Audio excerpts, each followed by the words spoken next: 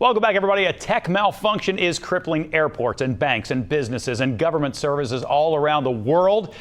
I got a text message at 2 o'clock in the morning explaining what was going on, and I said, good Lord, get me Dave Hatter on standby. He joins us now, and Dave, it is only just sort of the cherry on the sundae that we cannot get you on Zoom right now, that we're doing a good old-fashioned phoner. What the heck is going on, Dave Hatter? Yeah, it's a bad day to be in IT, especially if you use Crowdstrike. Crowdstrike is an antivirus package made by a third party, and they rolled out some updates last night that are apparently bricking Windows-based computers all around the world. So, for those of us who are not as tech-savvy as you are, it's a very easy question to ask, and it's probably a very difficult one to answer. How can something like this affect everything in the way that it seems to be affecting everything?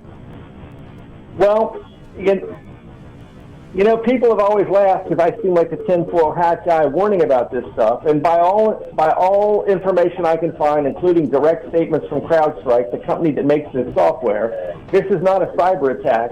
Crowdstrike, in layman's terms, is antivirus software. Think Norton or McAfee, packages people know. It's kind of a high-level enterprise-grade antivirus software. They made changes, they rolled it out, and unfortunately, because it operates at such a low level inside Windows, it's causing machines to not be able to boot up, or as we nerds like to say, they're bricked. Now, the good news is it's a relatively easy fix to roll it back and then apply the updates that CrowdStrike has put out. But the problem is it requires people that know what they're doing to start these Windows machines in recovery mode, roll the software back, and then apply these updates. I mean, we're literally talking about millions of devices across just about every industry in the country because CrowdStrike is a well-known, well-respected software package up to this point. Yeah, they're about to have a very, very bad day, I would imagine. Not only the person who was responsible for putting out that update, but investors and people are going to have big-time questions about why this happened in the first place.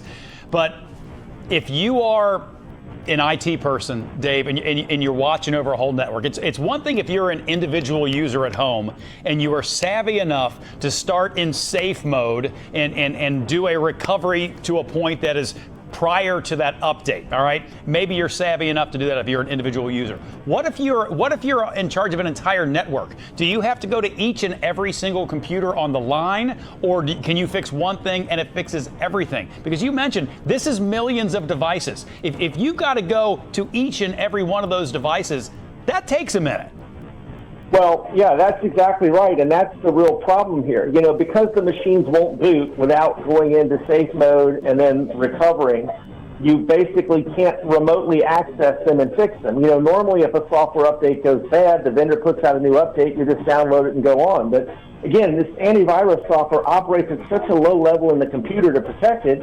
In this case, it won't restart, so now you have to physically touch all of these devices, which is one of the reasons why this is causing such chaos and such a problem, because we're talking about millions of computers around the world that are going to have to be corrected, and that's why we're seeing all these outages with ATMs. It also shows you how pervasive and frankly fragile our software-driven environment is, because this is going to cost a lot of money in downtime, a lot of money in remediation, and it may put CrowdStrike out of business. I don't know where it's going to go for them. Well, and you know what? I'll allow you to just lean right into the tinfoil hat guy thing that you and I often joke about, but it really does. I mean, we saw an issue, over the last couple of weeks with car dealerships, unrelated to this, but it just caused such sweeping problems for that entire industry. And now you've got something like this that affects seemingly every industry. I mean, in hospitals and banks and airlines and all these things.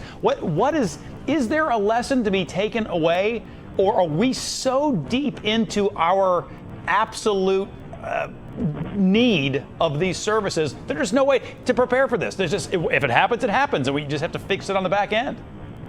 Yeah, so here's my quick takeaway, because I know we'll run out of time. And the lesson is, government organizations like CISA, the Cybersecurity and Infrastructure Security Agency, have been pushing companies to adopt the mindset of secure by design, to focus on making software secure and robust above and beyond market share, speed to market, that kind of thing, right?